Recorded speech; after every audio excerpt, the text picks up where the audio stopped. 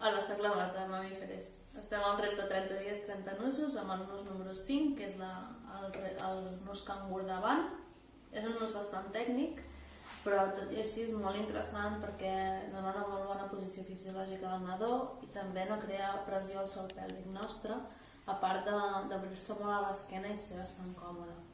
Sí que és un nus molt interessant i quan se li agafa la pràctica doncs es fa bastant bé. Agafem el nostre nadó, ens el posem al pit, cerquem el centre del nostre folar, que normalment té una marca, i li posem a l'esquena del nostre nadó. Ens posem els extrems del folar a sobre de les nostres espatlles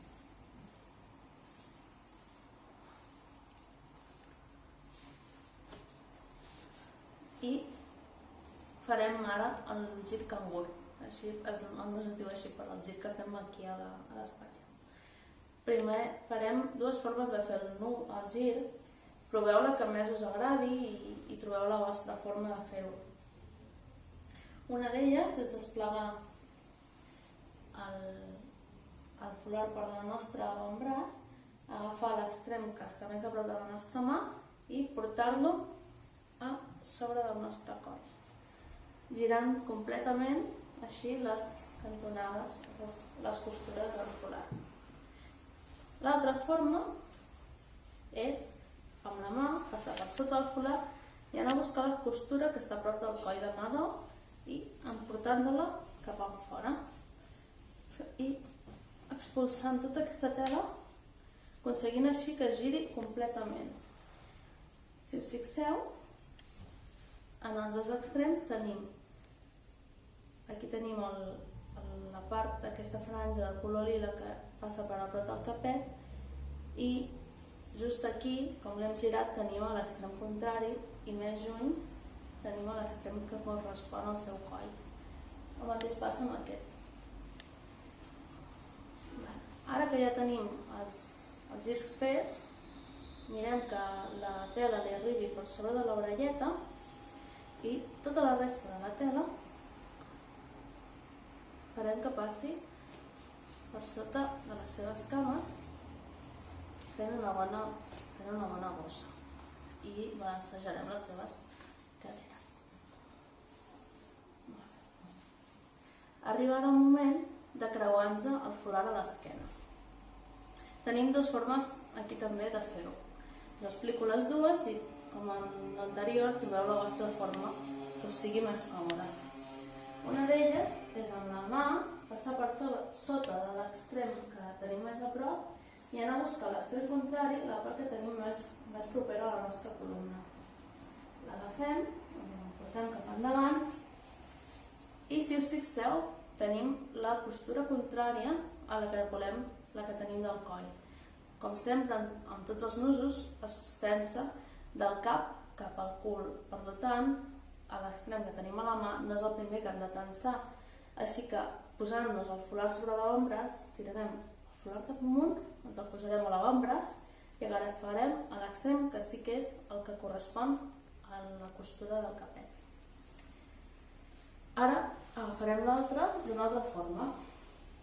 Amb la mà passem per sobre del folar i anem a buscar a l'extrem que queda més lluny de la nostra mà. Seria aquest. Sense deixar-nos anar a la mà i tocant-nos com si ens gratéssim l'esquena, ens el passem cap endavant i sense deixar anar i ens queda el folar al nostre avantbraç i amb la postura correcta a la mà. Qualsevol de les dues formes és vàlida i és bona, trobeu la que us sigui més còmode a vosaltres per fer-ho.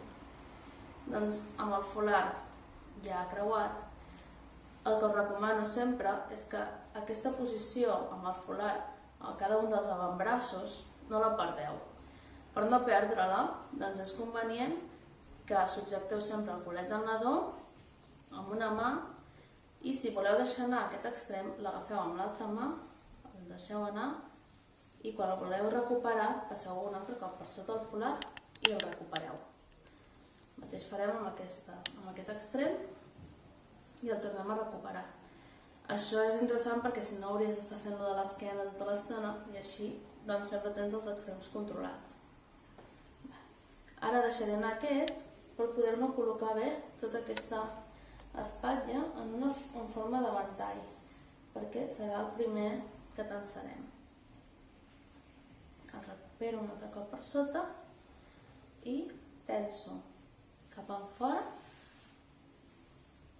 i apartant-me del meu cos, i puc moure una mica l'ombra i les esquenes per poder fer que la tela corri més. Porto la tela sota el colet del nadó i punt per punt des de sota vaig agafant tota la tensió del folar. Si noto que aquí podria haver-me quedat més bé, ho puc ara moure-ho, però veus, sempre aguanto amb una mà a l'extrem. I no perdo mai la tensió que ja he creat. Aquesta tensió ja no la perdré, l'aguantaré sempre amb aquesta mà sota el nadó. Em vaig ordenar ara aquest ombre d'aquí. Me'l fico ordenadet i, igual que amb l'altre, tenso cap enfora, puc moure una mica les esquenes i vaig agafar la tensió punt per punt.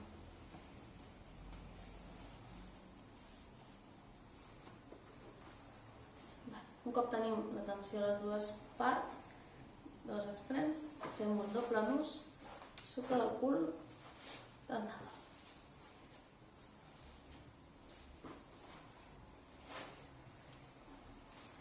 Com veieu, és un nus que s'obre molt a l'esquena, ara inclús si volguéssim podríem obrir més i que ens fos més còmode. El nadó queda molt ben enganxat a nosaltres. Si volem, li podem treure els bracets també.